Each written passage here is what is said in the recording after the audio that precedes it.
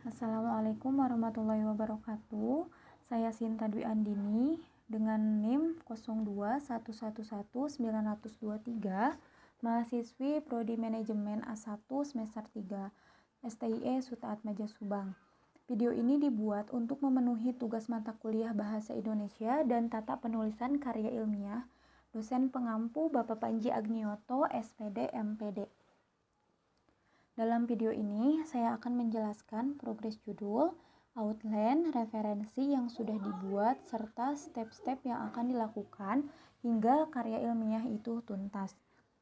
Pada progres pertama atau progres judul, di sini saya mengambil judul pengaruh struktur modal dan kinerja keuangan terhadap nilai perusahaan, di mana variabel independen atau variabel bebasnya yaitu struktur modal dan kinerja keuangan, serta variabel dependen atau variabel terikatnya, yaitu nilai perusahaan. Pada variabel struktur modal dengan dimensi debt to equity ratio atau DER bisa dihitung menggunakan perbandingan antara total kewajiban dengan modal sendiri dikali 100%. Pada variabel kinerja keuangan dengan dimensi return on equity atau ROE bisa dihitung dengan menggunakan perbandingan antara laba bersih setelah pajak dengan modal sendiri dikali 100%. Variabel nilai perusahaan dengan dimensi price to book value bisa dihitung dengan menggunakan perbandingan antara harga saham per lembar dengan nilai buku per lembar saham dikali 100%. Pada penguasaan masalah penelitian sebelumnya, pada penelitian yang dilakukan oleh Dewi pada tahun 2014, variabel yang digunakan variabel independen yang digunakan yaitu struktur modal ditunjukkan dengan debt to total asset ratio dan debt to equity ratio menunjukkan bahwa terdapat pengaruh yang signifikan secara simultan variabel bebas dari DAR dan DER terhadap variabel terikat Tobin-Skew. Terdapat pengaruh signifikan secara parsial variabel bebas DAR terhadap variabel terikat Tobin-Skew. Banyak penelitian yang memeriksa pengaruh kinerja keuangan terhadap nilai perusahaan diantaranya yang dilakukan oleh Ulufui pada tahun 2007 dan Markayawati pada tahun 2002. Carlson dan Batalla pada tahun 1997. Teori yang mendasari penelitian-penelitian tersebut adalah semakin tinggi kinerja keuangan, maka semakin tinggi pula nilai perusahaannya. Melalui rasio-rasio keuangan tersebut dapat dilihat seberapa berhasilnya manajemen perusahaan mengelola aset dan modal yang dimilikinya untuk memaksimalkan nilai perusahaan. Ukuran dari keberhasilan pencapaian alasan ini adalah angka ROE yang berhasil dicapai. Semakin besar ROE mencerminkan kemampuan perusahaan dalam menghasilkan keuntungan yang tinggi bagi pemegang saham. Yang kedua, progress outline. Outline bab 1 terdapat latar belakang, rumusan masalah, serta tujuan. Yang pertama ada latar belakang. Terdapat tujuan perusahaan, pentingnya nilai perusahaan, meningkatkan nilai perusahaan, struktur modal, dan kinerja keuangan. Yang kedua, rumusan masalah. Terdapat apakah struktur modal berpengaruh terhadap nilai perusahaan, apakah kinerja keuangan berpengaruh terhadap nilai perusahaan, dan apakah struktur modal dan kinerja keuangan berpengaruh secara simultan terhadap nilai perusahaan. Yang ketiga, ada tujuan, di mana dalam tujuan ini untuk mengetahui pengaruh struktur modal terhadap nilai perusahaan yang diukur dengan debt to equity ratio atau DER secara parsial. untuk mengetahui pengaruh kinerja keuangan terhadap nilai perusahaan yang diukur dengan Return on Equity atau ROE secara parsial.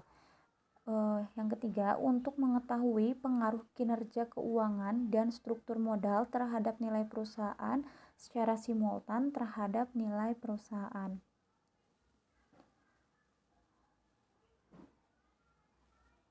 Yang kedua, ada outline bab 2. Pada outline bab 2 terdapat kajian pustaka dan kerangka berpikir. Dalam kajian pustaka terdapat teori-teori struktur modal, di mana teori struktur modalnya yaitu balancing teori atau trade-off teori dan pecking order teori. Yang kedua, ada teori kinerja keuangan. Yang ketiga, ada teori nilai perusahaan. Yang keempat, ada penelitian terdahulu atau penelitian sebelumnya. Kerangka berpikirnya, apakah struktur modal, X1 kinerja keuangan, X2 berpengaruh terhadap nilai perusahaan. Pada referensi saya ambil dari jurnal Riset Ekonomi, Manajemen Bisnis dan Akuntansi yang ditulis oleh Suranto, Vintia, dan Stanley Kawalando yang berjudul Analisis Pengaruh Struktur Modal dan Kinerja Keuangan terhadap Perusahaan pada Perusahaan Perbankan di Bursa Efek Indonesia. Yang kedua, ada jurnal Riset Ekonomi yang ditulis oleh Mujijah, Julfia, dan Dia yang berjudul Analisis Pengaruh Kinerja Keuangan dan Struktur Modal terhadap Nilai Perusahaan yang dimoderasi variabel ukuran perusahaan.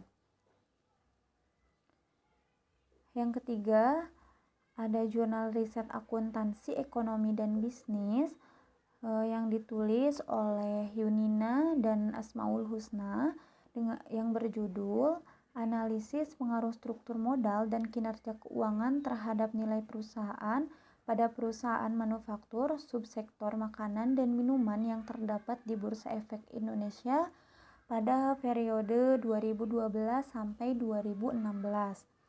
Yang terakhir, ada jurnal ilmiah ekonomi global masa kini yang ditulis oleh Saridiah Manda, Emilia, dan Lukita yang berjudul Analisis Pengaruh Struktur Modal dan Kinerja Keuangan terhadap Nilai Perusahaan pada Perusahaan Perbankan di Bursa Efek Indonesia. Referensi dari bukunya saya ambil dari buku Husnan dan Eni Pujiastuti, terbitan tahun 2015, Dasar-Dasar Manajemen Keuangan edisi ke-7.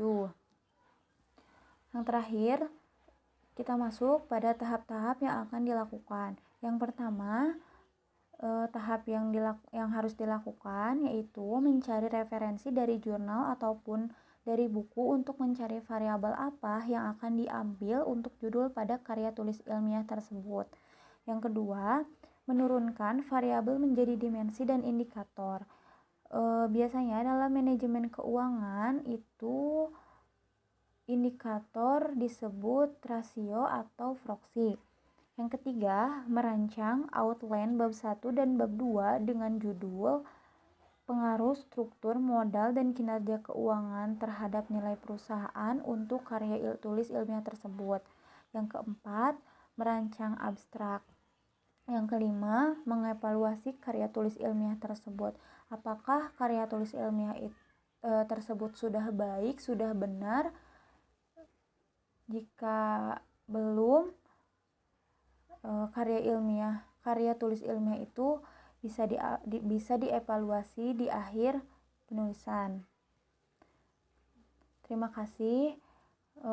Wassalamualaikum warahmatullahi wabarakatuh.